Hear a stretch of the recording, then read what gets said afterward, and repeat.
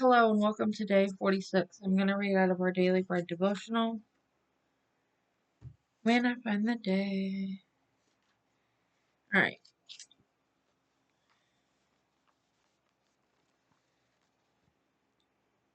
The thief comes only to steal, kill, and destroy.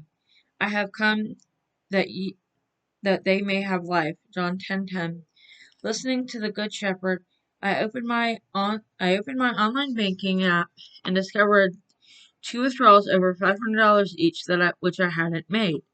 Panicked, I called the bank and discovered my identity had been stolen. With the bank's help, I was able to reinstate my good standing, but the experience taught me to be alert and to prevent such thefts in the future. John 10:10 warns us that the thief comes to only to steal and kill and destroy, rebuking religious leaders who opposed him for healing on the Sabbath. Jesus revealed their motive: to steal, kill, and destroy. Our spiritual enemy, Satan, plots to steal our understanding of God's grace and the freedom of Jesus' death provides for us. The hope and help come earlier in this passage where Jesus described himself as a good shepherd which calls his sheep by name. The good shepherd's sheep will run away from a thief because they do not recognize a stranger's voice. We sometimes find ourselves victimized by the evil in our world, but our loving God invites us to practice a discernment of into a practice of discernment, where we learn to recognize and avoid the voice of the enemy who wants to steal, kill, and destroy. As we tune our ears to the voice of God, our good shepherd, we can trust him and trust him to lead us to life to the full, life to the lead us to life to the full. Where in your life is the thief seeking to harm you? How will you listen for the voice of the shepherd who longs to lead you to himself and provide abundant life? And then day 46 and the 60 Days of Prophecy by Dr. David Jeremiah. The most natural battleground on the whole earth. Prophetic connection. The primary location in which the Battle of Armageddon will occur has rich history in God's world. The word Armageddon is is much bandied about these days. It has become a synonym for every kind of doomsday scenario, but Armageddon is not actually a battle. It is a place. Given the enormous attention the word receives, it may surprise you that Armageddon is mentioned only once in the Bible in Revelations 16:16. Hebrew word Harmageddon means the amount of Migno. I don't know how to pronounce that. That's my fault. Har means mount, and Menenigo means slaughter. So the meaning of Armageddon is the mount of slaughter.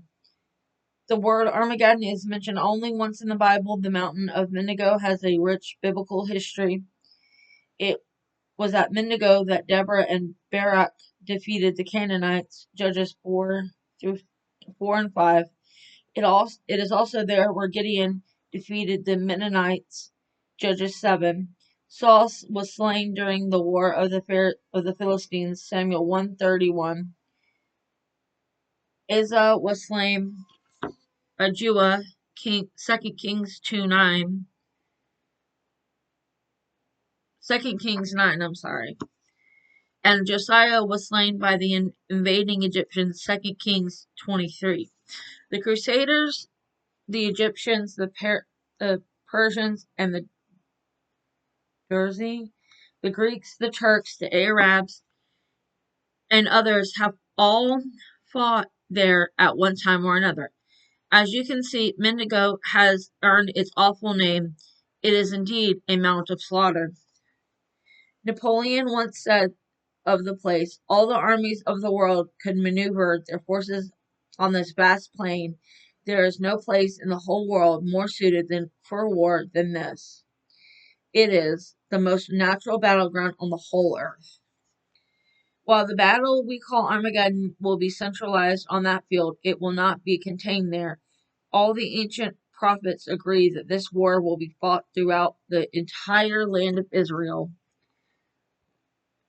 The words prophet the words of the prophet Zechariah reveal Jerusalem. Sorry, I always trip up on that. Behold, I will make Jerusalem a cup of drunkenness to all the surrounding peoples when they lay siege against Judah and Jerusalem. Zechariah 12:2. This war will be horrific. The Bible says blood will flow through staggering torrents up to the horses' brides, and for thousands 600 furlongs. Revelation 14:20. That many furlongs translate into exactly almost 200 miles. Remember, the destruction wrought by the Armageddon campaign will be great. It will become a peace and a victory for far greater. In the midst of darkness, storms, we must keep our eyes fixed on Jesus, our only hope.